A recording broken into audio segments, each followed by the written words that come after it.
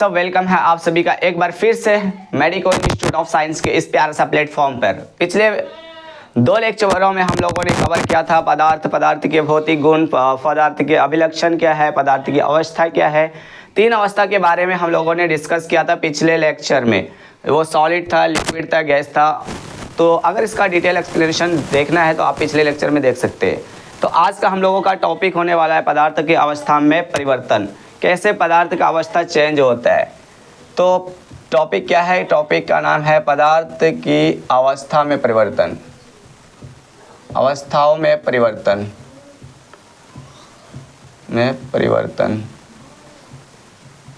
पदार्थ की अवस्था में परिवर्तन से जानने से पहले हम लोग अपने रियल लाइफ में देखते हैं। क्या हम लोग बचपन में बच्चा थे, उससे बाद बड़े हुए यानी जवान, और उसके बाद क्या हो गए हम लोग बूढ़े।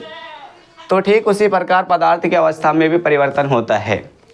कोई ठोस है, क्या ठोस हो सकता है? बर्फ। ठोस क्या हो सकता है बाबू? बर्फ। जब बर्फ पिघलता है तो क्या होता है? ठोस होता है। और ठोस जब बर्फ पिघल जाता है, पर जो द्रव्य होता है वो बर्फ पिघला हुआ बर्फ को हम लोग बोल सकते हैं द्रव। द्रव यानी पानी। पानी क्या हो गया? द्रव। ठीक है, यानी लिक्विड। और गैस की बात करते हैं, जब इसी लिक्विड, इसी पानी को क्या करते हैं हम लोग, इसको हीट देते हैं। तो हीट देने के बाद एक ऐसा टेम्परेचर, एक ऐसा तापमान आता है जहाँ पर गैस, जो द्रव्य होता है वो गैस में बदल जाता है। कोई भी लिक्विड होता है वो किस में बदल जाता है? गैस में बदल जाता है। और गैस क्या हो गया? गैस जैसे कि वाष्प, वेपर, वाष्प। ये गैस बनता कैसे है? जब हम लोग टेम्परेचर देते हैं तभी क्या होता है? गैस बनता है। पानी क्या हो जाता है? गैस में कन्वर्ट होते हैं। अब देखो क्या कहते हैं, गर्म करने पर, देखो गर्म करने पर पानी किस में परिवर्तित होगा? अगर हम लोग मान के चलो बर्फ़ है, अगर हम लोग बर्फ़ को गर्म करते हैं तो वो बर्फ़ क्या हो जाता है? एक ऐसा टेम्परेचर आता है जहाँ पर क्या होता है, वो बर्फ़ पानी में बदल जाते हैं। जब पानी को और टेम्परेचर मिलता है, एक और तापमान मिलता है, तो पानी क्या होता है? वो बर्फ़ में, पानी जो होता है वो वाष्प में बदल जाता है, यानी वेपर में बदल जाते हैं। तो इस तरह से हम लोगों ने देखा ठोस क्या है? बर्फ। द्रव क्या है? पानी। और गैस क्या है? वाष्प। अब आते हैं तापमान में परिवर्तन, चेंज इन टेम्परेचर। अगर हम लोग तापमान को बदल दिया जाए तो क्या होगा? क्या होगा अगर टेम्परेचर में चेंज कर दिया जाए? ये पदार्थ की अवस्था में परिवर्तन को समझ लिए कि पदार्थ की अवस्था कैसे कैसे बदलता है। समझ में आ गया? ठीक है। अब इसके बाद नेक्स्ट टॉपिक है हम लोगों का तापमान में परिवर्तन।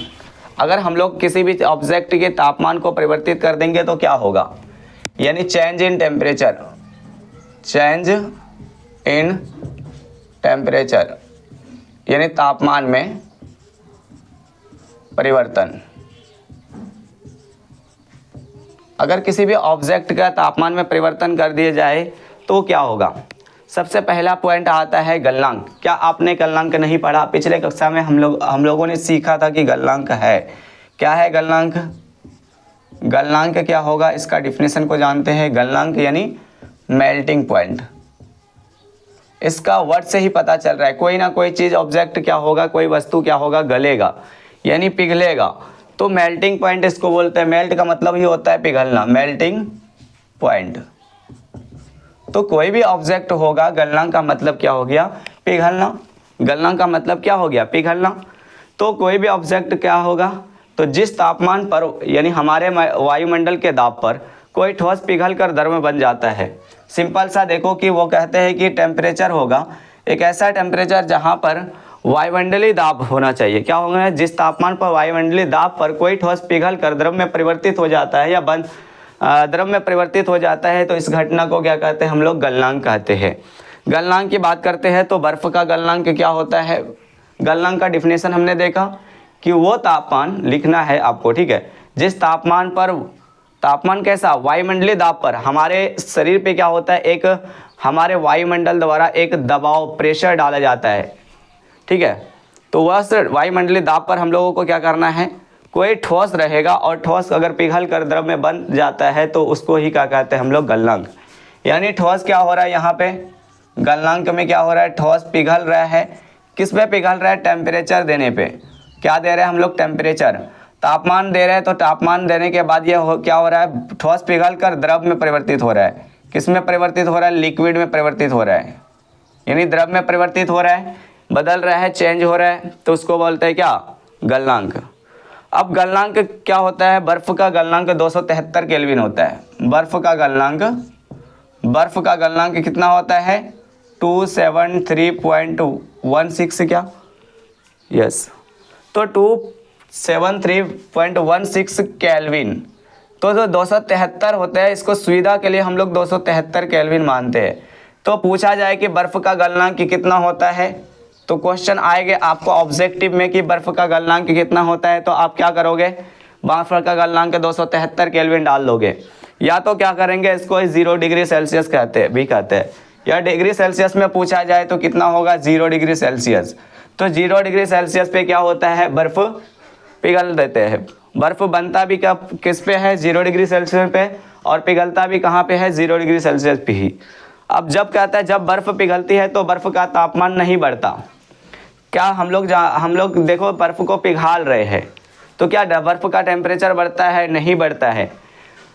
तो बर्फ़ का तापमान नहीं बढ़ता है लगातार ऊष्मा प्रदान करने के बावजूद, क्योंकि इस संगलन की गुप्त ऊष्मा तापमान को बढ़ने नहीं देती है। तो क्या कहेंगे, एक बार दोबारा सुनो, जब क्या होता है, कोई भी बर्फ़ पिघलती है, तो बर्फ़ पिघलने पर बर्फ़ का तापमान नहीं बढ़ता है। क्या बढ़ता है, उसका तापमान नहीं बढ़ता है, क्योंकि संगलन की गुप्त ऊष्मा तापमान को बढ़ने नहीं देती है। तो ये संगलन की गुप्त ऊष्मा क्या है, आओ जानते हैं। लेटेंट हीट की बात करते हैं। लेटेंट हीट, यानी लेटेंट हीट को ही बोला जाता है संगलन की गुप्त ऊष्मा।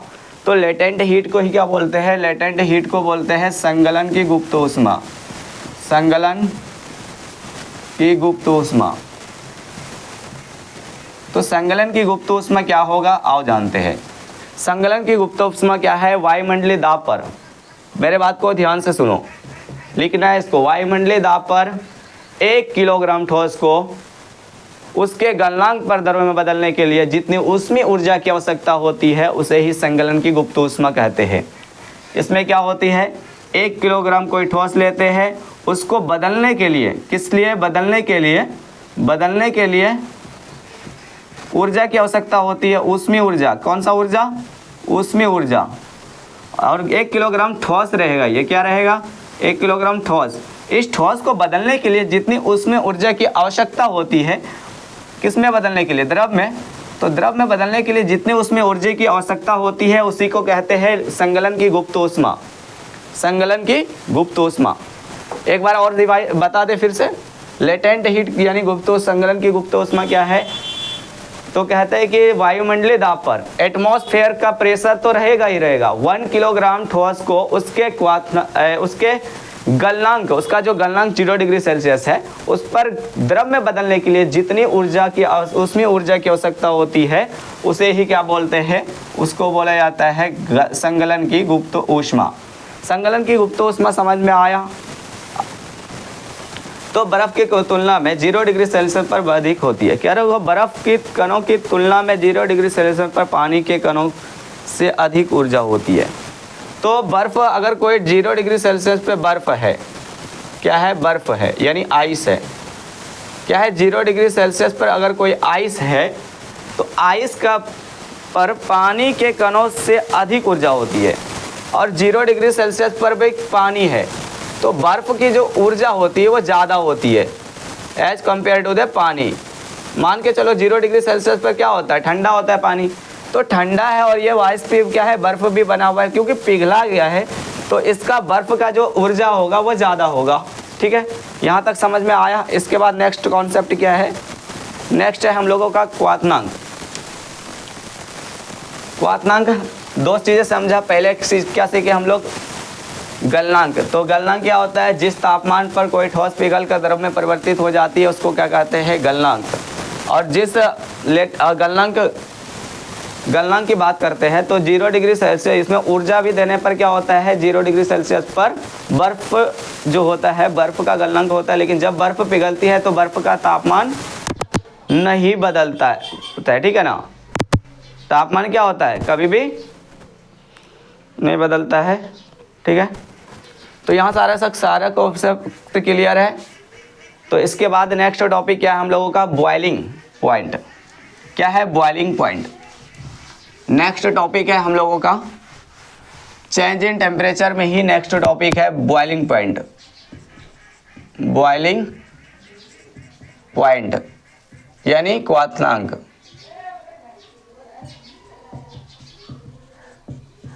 तो क्वथनांक क्या होता है, आइए जानते हैं क्वथनांक क्या होता है। क्वथनांक क्या होता है, वायुमंडलीय दाब पर वह तापमान जिसमें द्रव उबलने लगता है क्वथनांक कहलाते हैं। देखो कोई भी टेम्परेचर होगा, हमारे वायुमंडल का दाब तो रहेगा ही रहेगा, लेकिन कहते हैं वो तापमान, कहता है जिस तापमान पर द्रव उबलने लगता है। उबलने लगता है कि मतलब क्या, खौलने लगता है। जब जिस तापमान पर कोई द्रव उबलने या खौलने लगता है तो उस तापमान को क्या कहते हैं, उस तापमान को क्या कहते हैं, बॉइलिंग पॉइंट या क्वथनांक।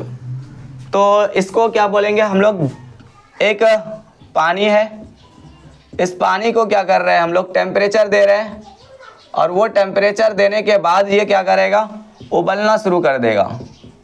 और जब उबलना शुरू करेगा, तो जब उबलना शुरू करता है,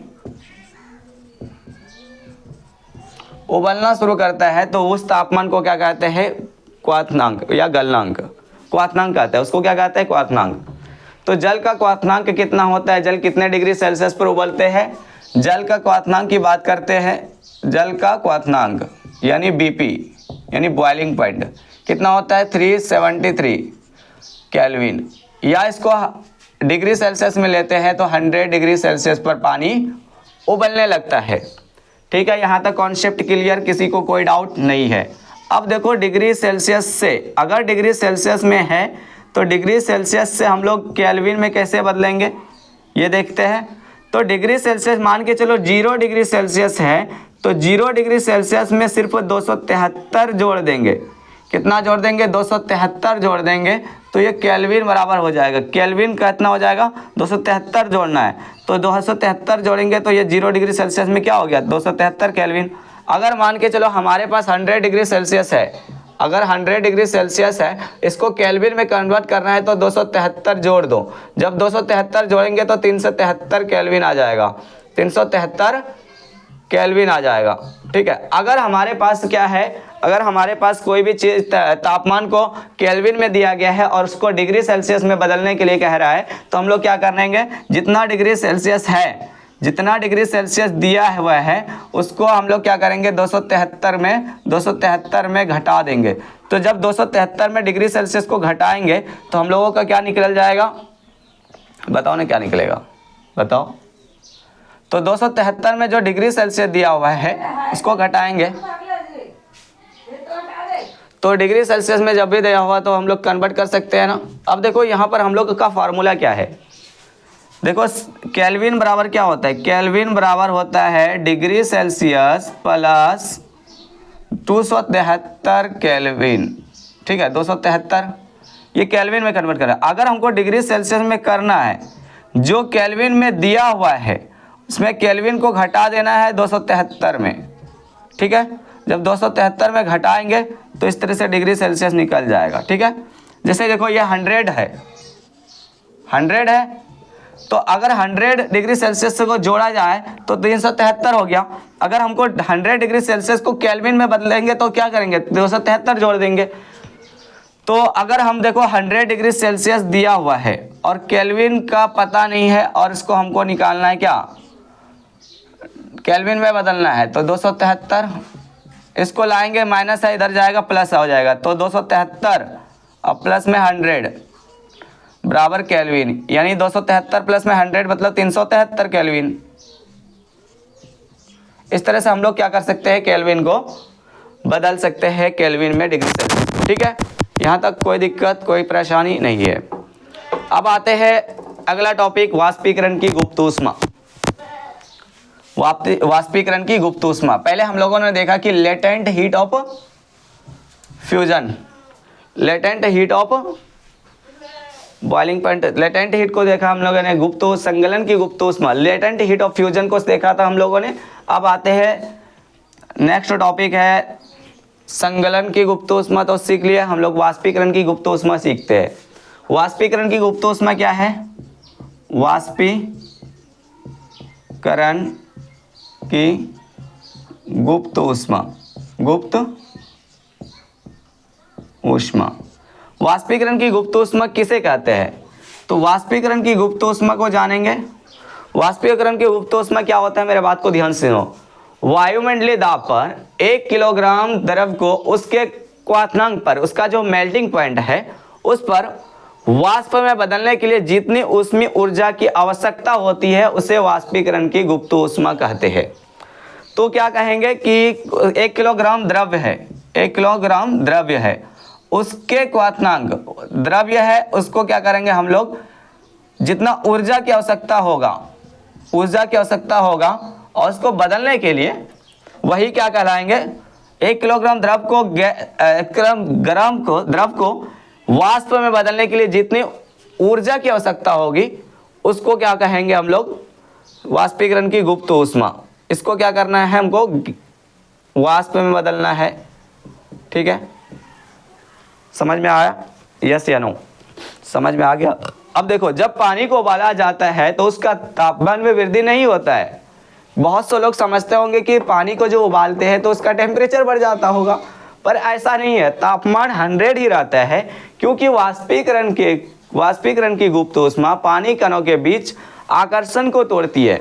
ये जो पानी के बीच जो हम लोग गुप्त ऊष्मा देते हैं तो वो क्या करता है, आकर्षण को तोड़ता है। जब आकर्षण टूट जाता है पानी के बीच का तो वो क्या होता है, वेपर में कन्वर्ट हो जाता है, यानी वाष्प में कन्वर्ट हो जाता है। तो पानी के बीच को आकर्षण को तोड़ देता है। अतः हम क्या कह सकते हैं कि 100 डिग्री सेल्सियस पर वाष्पन के कण को में उसी तापमान पर पानी के कणों की अपेक्षा अधिक ऊर्जा होती है। यानी वाष्प उसी तापमान पर वाष्प का ऊर्जा ज्यादा होता है। वाष्प का क्या होता है, ऊर्जा एनर्जी जो होता है वो ज्यादा होता है एज कंपेयर टू पानी।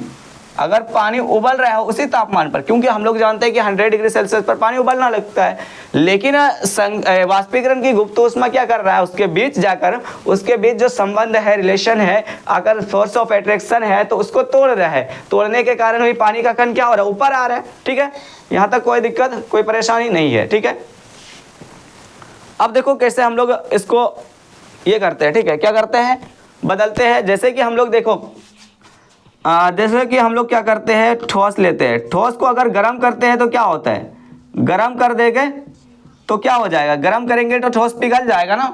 जैसे बर्फ लिए, बर्फ को गर्म करेंगे तो ये क्या हो जाएगा, पानी बन जाएगा, यानी द्रव बन जाएगा। और जब पानी को गर्म करेंगे तो ये गैस में कन्वर्ट हो जाएगा। ठीक है, अब इसी को हम लोग ठंडा कर देते हैं। पानी को अगर ठंडा करते हैं, शीतलता बोलते हैं इसको, या कूलिंग बोल सकते हैं, शीतलता यानी कूलिंग। अगर पानी को ठंडा करते हैं तो क्या होता है, ठोस बदल जाता है। अगर वाष्प को ठंडा करते हैं तो यह फिर क्या होता है, पानी में बदल जाता है, और यही कारण है कि बारिश होता है। क्लाइमेट के चेंज यानी वातावरण चेंज होने के कारण ही क्या होता है, जो पानी घूम रहा है, वाष्प पे बनकर घूम रहा है, क्लाइमेट का टेम्परेचर लो हुआ तो उसके कारण बूंद बना, और बूंद बन के नीचे जमीन पे आ जाती है और बारिश की बूंदें गिरने लगती है। तो यहाँ तक समझ में आ गया, कोई डाउट, कोई बात है? अब आते हैं सब्लिमेशन, और आज का ये लास्ट टॉपिक है। क्या है सब्लिमेशन, और एक बार रिवाइज करेंगे फिर क्या क्या हम लोग ने पढ़ा, रिकैप करने वाले हैं। अंतिम टॉपिक है सब्लिमेशन यानी ऊर्ध्वपातन। इसको इंग्लिश में बोलते हैं सब्लिमेशन यानी ऊर्ध्वपातन।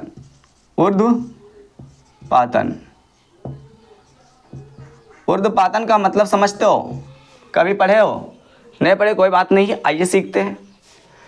तो कुछ ऐसे पदार्थ, इसमें क्या होता है, इसमें सिंपल सा फंडा है कि कोई ठोस रहता है। ठीक है, इसमें क्या होता है, कोई ठोस रहता है, और कोई ठोस जो है वो जो है ना द्रव अवस्था में नहीं आता है, वो डायरेक्ट क्या होता है, गैस में बदल जाता है। किस में बदल जाता है, कोई ठोस रहेगा और क्या होगा, वो डायरेक्ट गैस में बदल जाएगा। ये सॉलिड है और सॉलिड कन्वर्ट किस में हो गया, गैस में। तो जब गैस में कन्वर्ट हुआ तो इस प्रोसेस को क्या बोले हम लोग, इस प्रोसेस को बोले सब्लिमेशन यानी ऊर्ध्वपातन। तो ऐसी प्रक्रिया, लिखना है डिफिनेशन तो लिखो, ऐसी प्रक्रिया जिसमें ठोस बिना द्रव अवस्था में आए सीधे गैस में बदल जाती है, तो इस घटना को ऊर्ध्वपातन कहते हैं, या इस प्रक्रिया को ऊर्ध्वपातन कहते हैं। आप लोगों ने देखा होगा कि मम्मी क्या करती है, कपड़े को वो जो दिया होती है वो उसके अंदर फफूंदी वगैरह ना लगे, इसके लिए कपूर या फिनाइल नेफ्थलीन की गोलियां यूज करते हैं। और नेफ्थलीन की गोलियां जब कपड़े में डालते हैं और कुछ दिनों के बाद निकालते हैं तो नेफ्थलीन की गोलियां उस कपड़े के अंदर नहीं रहता है। इसका मतलब वो क्या है, नेफ्थलीन जो गोली था वो कैसा था, ठोस, और ठोस क्या हो गया, पिघल गया, और बिना पिघले ही क्या हो गया, डायरेक्ट गैस में बदल के उड़ गया ना। तो इस प्रकार से उस प्रक्रिया को क्या बोल दिया, ऊर्ध्वपातन। तो जैसे आप देखो यहाँ पर एक एग्जाम्पल देखना, और एग्जाम्पल बहुत इंपॉर्टेंट है, बोर्ड एग्जाम में आपको डायरेक्ट क्वेश्चन देखने को मिलता है। जैसे कपूर हो गया, कपूर भी क्या है, एक एग्जाम्पल लिख लेते हैं सब्लिमेशन का क्या क्या होगा। एग्जाम्पल देखते हैं, कपूर हो गया, आपका बोर्ड एग्जाम का क्वेश्चन फेवरेट क्वेश्चन है, वो कहता है ना किंग ऑफ क्वेश्चन है ये सब्लिमेशन का टॉपिक से। तो सब्लिमेशन के टॉपिक से किंग ऑफ क्वेश्चन है। तो पहला हम लोग क्या देखें, कपूर। दूसरा क्या है, अमोनियम क्लोराइड। दूसरा है ammonium chloride, ammonia chloride. Ammonium है या अमोनिया है, अमोनिया क्लोराइड है, ठीक है, अमोनिया क्लोराइड है।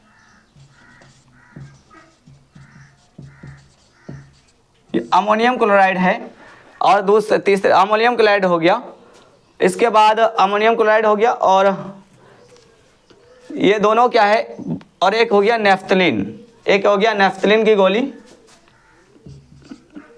नेफ्थलीन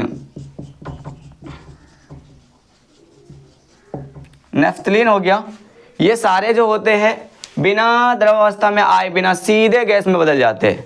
चलिए एक बार रिकैप करते हैं, हम लोग पढ़ रहे थे क्या, सबसे पहले पदार्थ की अवस्था में परिवर्तन को देखा। मैंने देखा कि ठोस जो था बर्फ, लिक्विड जो था यानी द्रव जो था वो पानी था, और गैस क्या था, वाष्प। इसके बाद हम लोगों ने तापमान के परिवर्तन को देखा। पहला पॉइंट हम लोगों ने देखा कि मेल्टिंग पॉइंट क्या होता है। तो जिस तापमान पर यानी वायुमंडलीय दाब पर कोई द्रव पिघल कर, द्रव क्या होगा, द्रव पिघल कर कोई ठोस द्रव पिघल कर द्रव में कन्वर्ट हो जाता है, तो उस प्रक्रिया को कहते हैं गलनांक। इसके बाद दूसरा देखा, गलनांक के लिए कुछ ऊष्मा होते हैं, संगलन की गुप्त ऊष्मा। तो वायुमंडलीय दाब पर 1 किलोग्राम ठोस को क्या होता है, ठोस जो होता है ना, ठोस को द्रव में परिवर्तित होने के लिए जितनी ऊष्मीय ऊर्जा की आवश्यकता होती है उसी को बोलते हैं संगलन की गुप्त ऊष्मा। ये दो टॉपिक कंफर्म हो गया। इसके बाद आते हैं बॉइलिंग पॉइंट। तो जिस तापमान पर उसके गलनांक पर ठोस पिघल कर द्रव में परिवर्तित हो जाती है। क्या होता है, जिस तापमान पर पानी यानी द्रव उबलने लगता है उस घटना को कहते हैं बॉइलिंग पॉइंट। वायुमंडलीय दाब पर जिस तापमान पर द्रव उबलने लगता है उस घटना को कहते हैं क्या कहते हैं उसको, बॉइलिंग पॉइंट। और इसका बॉइलिंग पॉइंट कितना होता है, केल्विन में लिया जाए तो 373, और अगर डिग्री सेल्सियस में लेते हैं तो 100। यहाँ तक कॉन्फर्म हो गया। इसके बाद तीसरा पढ़े हम लोग वाष्पीकरण की गुप्त ऊष्मा। तो वाष्पीकरण की गुप्त ऊष्मा क्या हो गया, वायुमंडलीय दाब पर 1 किलोग्राम को उसके क्वथनांक पर वाष्प में बदलने के लिए जितनी ऊष्मा की ऊर्जा की आवश्यकता होती है उसे कहते हैं वाष्पीकरण की गुप्त ऊष्मा। ये समझ में आ गया। जैसे कि जब पानी को उबाला जाता है तो उसके तापमान में वृद्धि नहीं होता है, तापमान 100 डिग्री सेल्सियस रह जाता है, क्योंकि वाष्पीकरण की गुप्त ऊष्मा आकर्षण बल को तोड़ती है, ठीक है। तो अतः हम क्या कर सकते हैं कि 100 डिग्री सेल्सियस पर वाष्प का जो ऊर्जा होगा कणों में, उसी पानी का तापमान पर कणों में अपेक्षा अधिक होती है। यानी हम लोग जैसे ही वाष्प में हाथ डालते हैं तो जलन महसूस होता है, लेकिन पानी में उतना ज़्यादा जलन नहीं होता है। इसके बाद पढ़े हम लोग कि तापमान में परिवर्तन करने पर जैसे ठोस है तो ठोस क्या होता है, लिक्विड में बदल जाता है। लिक्विड को जब हम गर्म करते हैं तो लिक्विड क्या होता है, गैस में बदल जाता है। अब उसको हम लोग कूलिंग करते हैं तो गैस को कूलिंग करते हैं तो द्रव में बदलता है, और जब उसको कूलिंग फिर गैस को पानी को कूलिंग करते हैं तो बर्फ में बदल जाता है। इसके बाद अंतिम टॉपिक इस लेक्चर का पढ़े थे हम लोग ऊर्ध्वपातन यानी सब्लिमेशन। सब्लिमेशन क्या हो गया, कुछ ऐसे पदार्थ होते हैं जो बिना ठोस द्रव अवस्था में आए बिना सीधे क्या होते हैं, गैस अवस्था में बदल जाते हैं। तो उस घटना को क्या कह दिए हम लोग, सब्लिमेशन यानी ऊर्ध्वपातन बोले। ऊर्ध्वपातन में एग्जाम्पल आया कपूर, अमोनियम क्लोराइड और नेफ्थलीन की गोली। तो इस तरह से आज का लेक्चर को ख़त्म करते हैं। नेक्स्ट लेक्चर में हम लोग कवर करने वाले हैं और अंतिम लेक्चर होगा कल का, हम लोग करेंगे कल इफेक्ट ऑफ टेम्परेचर, तापमान के प्रभाव क्या पड़ते हैं, और दाब का प्रभाव के बारे में पढ़ेंगे। कल पढ़ने वाले हम लोग दाब परिवर्तन पर प्रभाव, अगर किसी भी ऑब्जेक्ट का प्रेशर को चेंज कर दिया जाए तो क्या होगा, वो सारे चीज़ें हम लोग नेक्स्ट क्लास में सीखने वाले हैं। तो अगर आज का क्लास अच्छा लगा तो वीडियो कीजिए लाइक्स और कमेंट कीजिए जहाँ पे डाउट आ रहा है। थैंक यू, जय हिंद, जय भारत, लव।